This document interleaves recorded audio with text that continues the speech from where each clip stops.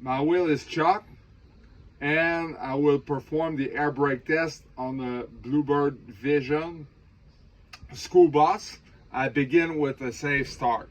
So before I turn on the engine, I turn on the accessories, and I wait for the ABS light to come off before I turn on the engine, so that way the gauges have an opportunity to recalibrate. So that's what I will do. Accessories on. The ABS light is here. Now the ABS light is gone. So now it's okay to turn on the engine. That's what we call the safe start. And now what I will do, I will make sure I will look at the air pressure gauges, and I wait for the air pressure to build up to approximately 125 psi or manufacturer specs. And when we reach that level, the governor will cut a burst of air.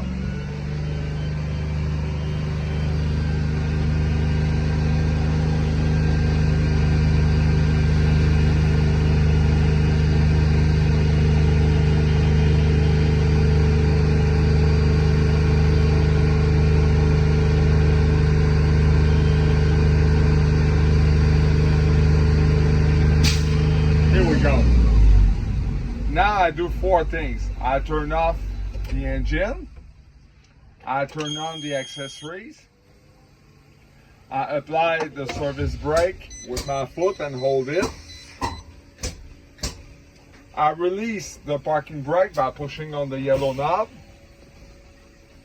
and the initial drop should be no more than 15 psi. I check. I look at my air pressure gauges, I check, and I confirm that the air pressure, the initial drop was no more than 15 psi. I then ask the examiner to check the time for 1 minute, because the extra drop should be no more than 3 psi per minute. And when the examiner confirms that it's been a minute, I confirm that the extra drop indeed was no more than 3 psi per minute. I will now fan off the service brake with my foot. That will make the air pressure go down, and before the air pressure reaches 55 psi, we will hear an alarm. We will see lights near the air pressure gauges on the dash, and we will see a message in the message box that will indicate low air pressure warning. This is it. I will now keep fan off the service brake with my foot, and when the air pressure reaches between 20 and 45 psi or manufacturer specs, the yellow knob for the parking brake will pop out like a spring. The parking brake will be engaged.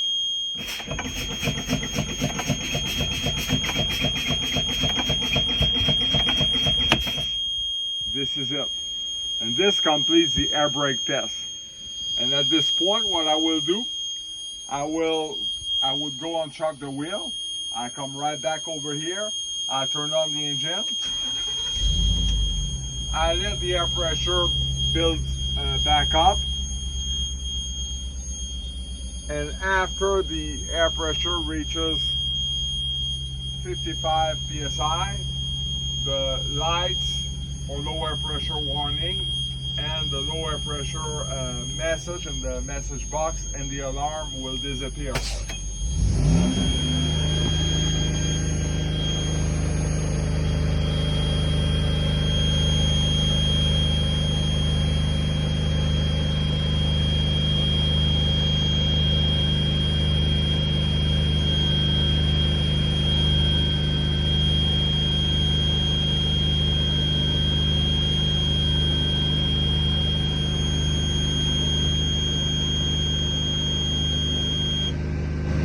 Go.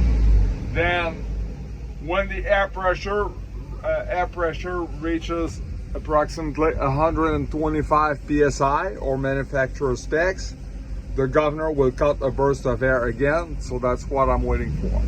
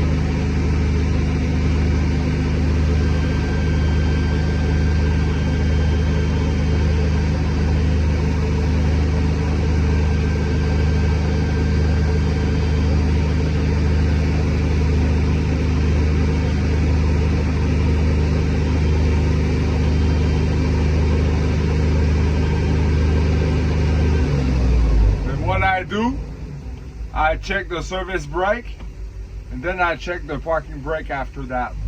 So for the service brake, what I do, I apply the service brake,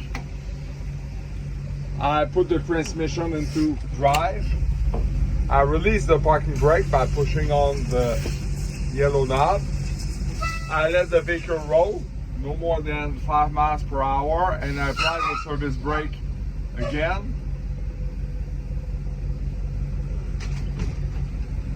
And the vehicle is not moving, it's not hanging from side to side, so that confirms that the service brake works properly. Then I check the parking brake. So I leave the transmission into drive, I apply the parking brake by pulling on the yellow knob. I apply the accelerator, and the vehicle is not moving, the vehicle is not hanging from side to side, which confirms that the parking brake works properly. And at this point, I will ask the examiner if he or she will please help me check my exterior lights. And this is it.